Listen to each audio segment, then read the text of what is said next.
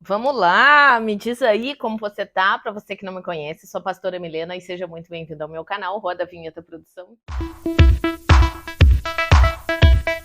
Gente, vlog com palavra, né? Porque estava lá em Itabira, né? Eu fui lá final de semana passado, cheguei segunda, hoje é sexta, dia 1º de setembro.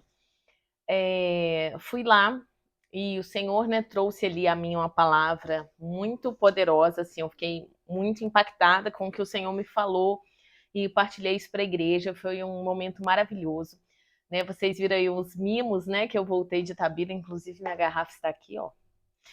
Estou usando todos os dias, coloquei aqui no escritório, me senti muito amada, né, muito honrada lá em Itabira, foi um tempo muito bom, muito precioso, de Deus, né? E aí na volta eu falei, gente, por que não gravar essa volta, nessa viagenzinha de trem, e não gravar essa palavra maravilhosa para o povo? Então, é isso, né? Eu tenho uma palavra para você. Se você não é inscrito no canal, você se inscreve. Se você gostar desse vídeo, né, já curte e compartilha para alguém. E bora para a palavra de hoje. E eu quero partilhar com vocês, meu cabelo tá molhado e eu não quero amassar. Ah, então desculpa aí o barulho no microfone, mas deixa eu arrumar aqui. Pronto. Então a palavra que eu quero falar com vocês hoje está em Isaías, no capítulo 6, né? Isaías 6 é um texto muito conhecido como o chamado de Isaías, mas lendo, né, meditando nesse texto, conversando com Jesus, né, estudando um pouco sobre o texto, eu entendo que Isaías não foi chamado por Deus nesse texto, né? Esse texto é uma experiência à parte, né, que Isaías teve no seu chamado, né? Isaías já era profeta, ele já era ali conselheiro, né, do rei Uzias, e ele estava lá já profetizando, né, sobre Judá, sobre Jerusalém, a respeito do juízo que Deus traria, né, nos primeiros capítulos, né, quando a gente começa a ler Isaías no capítulo 1. Mas no capítulo 6 ele tem uma visão do Senhor, né? A Bíblia diz que no ano da morte do rei Uzias, né, Isaías teve essa visão do Senhor, e nós lemos no texto, né, que ele teve essa visão do trono, né, onde os serafins, deixa eu ler aqui direitinho para não errar, onde os serafins estavam, né, ao redor do trono e declaravam: Santo, Santo é o Senhor dos exércitos. E aí Isaías contemplou, né, aquela glória, contemplou aquele templo, aquela fumaça saindo do trono de Deus. E ele falou: meu Deus, ai de mim, né, que eu sou um homem impuro, habito no meio de um povo de impuros lábios, e os meus olhos viram o Senhor, né? Ele viu o Senhor dos exércitos. E aí a Bíblia relata, né, que um dos serafins voou e trouxe uma brasa viva que tocou os lábios de Isaías, né? E quando ele tocou nos lábios de Isaías, né, a palavra diz que o anjo falou: olha, essa brasa tocou os seus lábios e a sua iniquidade foi tirada. E com essa iniquidade tirada, Isaías ouviu então uma voz, né? Ouviu a voz do Senhor que dizia: a quem enviarei e quem há de ir por nós? Isaías disse: eis-me aqui. Esse é o famoso texto de Isaías 6. Se você quer ler ele com mais detalhes, né? E na íntegra, o texto está aqui na tela, né? Ou já passou, mas vê a referência, vai ler. E aí, meditando sobre esse texto, o Senhor falou alguns pontos comigo. E o primeiro ponto, né, é que eu e você, nós precisamos ver ao Senhor. Nós precisamos tirar a idolatria do nosso coração para contemplar de fato o Rei dos Reis. Né? Muitas vezes nós idolatramos pessoas, idolatramos coisas, idolatramos uma mensagem, idolatramos uma cultura, e nós temos apenas um Senhor, né? O ídolo, né? A palavra ídolo, ela significa, o ídolo significa a representação de uma divindade, né?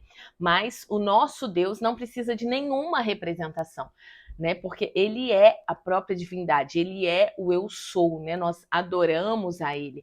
A única pessoa que representa a Deus é Jesus, né? Porque Jesus é, né, a imagem do Deus invisível, né? Mas não há nada que substitua o lugar, né, o trono de Deus nas nossas vidas. E nós precisamos derrubar, irmãos, esses tronos que nós muitas vezes erguemos no nosso coração, essa idolatria que nós temos a pessoas, ao dinheiro, a coisas, inclusive a teologias, que impedem de nós vermos ao Senhor, de nós adentrarmos nesse lugar, de contemplar a face de Deus, né? Nós aprendemos aqui, quando morreu o rei Uzias, né, e que Isaías ficou sem rei, ele conseguiu contemplar o rei dos exércitos, né, o rei de Israel. E nós também precisamos sondar o nosso coração e ver se há algum rei, ver se há alguma coisa que tem tomado o lugar do rei, do Senhor dos exércitos, para que nós venhamos ver plenamente o Senhor. E quando nós derrubamos esses altares, né, nós tiramos essa idolatria, nós conseguimos contemplar o Senhor. Inclusive, eu terminei de ler um livro agora que chama Kryptonita, né, do John Bevere, e ele fala sobre essa kryptonita, né, que rouba a força dos cristãos, nada mais é do que a nossa idolatria, né? Em breve eu vou fazer uma resenha aqui no canal, então se você não é inscrito no canal, já se inscreve para não perder. E lá no meu Instagram, se você não segue também, me segue lá. Eu sempre compartilho lá os livros que eu tô lendo, né, um trechinho, então se você quer acompanhar aí na íntegra, né, ao vivo, me acompanha no Instagram. E o John Bevere, ele fala, né, que essa idolatria rouba a nossa força e nós precisamos quebrar esses altares para ver ao Senhor. Porque qual é a primeira coisa que nós fazemos ao ver o Senhor?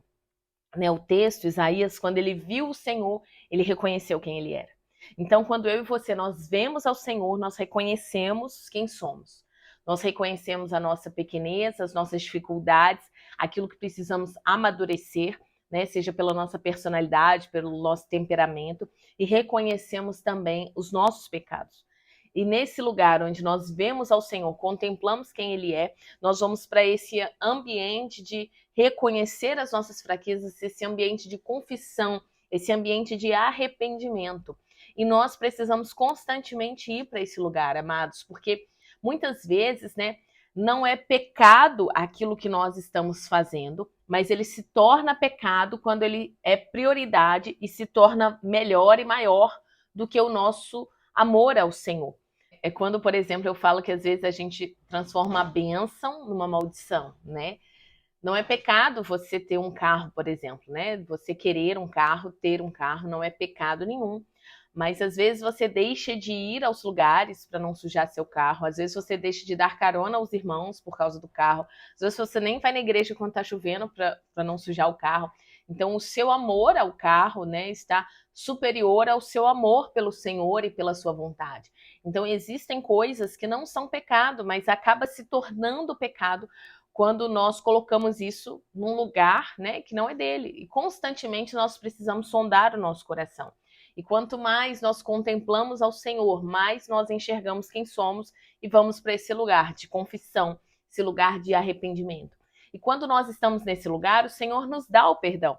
Né? Nós vemos aqui que o anjo pegou essa brasa e tocou os lábios de Isaías, né? Purificou, tirou a iniquidade de Isaías. E o Senhor, ele quer nos perdoar. Ele está disposto a tirar de nós a iniquidade, tirar de nós o pecado, mas nós precisamos estar nesse lugar de arrependimento, né? Porque sem arrependimento não há perdão. Sem o reconhecimento das nossas falhas, né? Sem de fato uma mudança genuína, né? Um querer mudar de forma genuína, não há perdão. Mas o Senhor, ele está disposto a nos perdoar. E nesse lugar onde nós somos perdoados. Então, olha só o caminho, né, que o Senhor me mostrou, está nos mostrando hoje, né, nesse vídeo. Nesse lugar onde nós contemplamos o Senhor, onde nós vemos a sua face, nós enxergamos quem somos, reconhecemos falhas, dificuldades, pecados, confessamos, nos arrependemos, somos perdoados e nesse lugar do perdão nós conseguimos ouvir o céu. Porque esse é uma grande chave que o Senhor falou comigo. Isaías ele não foi chamado por Deus, como Moisés foi chamado, como Jeremias foi chamado, como Josué. Isaías não foi chamado por Deus. Ele ouviu o céu. Ele ouviu a voz do Senhor dizendo uma necessidade, falando: olha, a quem eu enviarei? Quem há de ir por nós? Quem serão os nossos representantes? Ele ouviu o céu falar isso. E Isaías falou: olha, eu estou aqui. Eis-me aqui, envia-me, eu vou. E ali o Senhor falou com Isaías aquilo que ele deveria falar, o juízo que ele deveria continuar trazendo a Israel, mas também a esperança que Deus iria trazer também a Israel. E Isaías ele foi mensageiro tanto da mensagem de juízo quanto da mensagem de esperança, porque ele ouviu a necessidade do céu. Ele ouviu o que o céu estava clamando. Ele ouviu qual era a necessidade de Deus e se dispôs a fazer o que era necessário ser feito. Amado, eu e você precisamos ouvir o Senhor. Precisamos ouvir o que o Senhor quer. Qual é a necessidade do Senhor nesse tempo? Qual a necessidade de Deus aí na sua cidade, no seu trabalho, na sua igreja? Qual que é a necessidade do céu no ambiente onde você está? E diante desse ouvir, a necessidade do céu para esse lugar, você se dispõe aí? Você está disposto a falar: Senhor, eis-me aqui, eu vou. Eis-me aqui, eu quero cumprir a tua vontade. Eis-me aqui, eu vou seguir esse caminho. Me envia, porque eu estou à tua disposição, à tua obediência. Amados, nós precisamos ouvir ao Senhor, ouvir o céu, ouvir a necessidade nesse tempo, porque eu vejo que às vezes nós estamos perdendo tempo fazendo estratégias e coisas com a nossa própria força, sendo que o que Deus quer que nós façamos, Ele está disposto a falar. Na verdade, Ele está falando, mas nós não estamos indo para esse lugar de ver, de reconhecer, de confissão, de perdão, de arrependimento e de ouvir o céu. Então eu creio que essa palavra que o Senhor trouxe a mim, me despertando, né, a ouvir mais o céu, eu também trago a vocês nesse dia, né? O que você tem ouvido do céu? O que o Senhor tem falado com você? Qual é a disposição do seu coração em fazer aquilo que Deus tem te pedido, aquilo que Deus está apontando?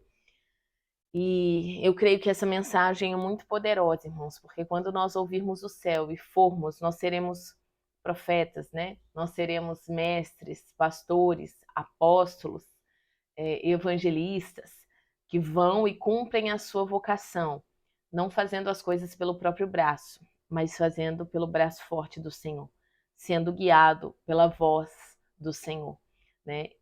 E deixaremos um legado não no nosso nome, mas no nome do Senhor, porque nós não zelamos pela nossa pessoa, mas pela pessoa de Deus, pela voz do Senhor. Eu creio que o Senhor está nos despertando a isso nesse tempo, em nome de Jesus. Amém?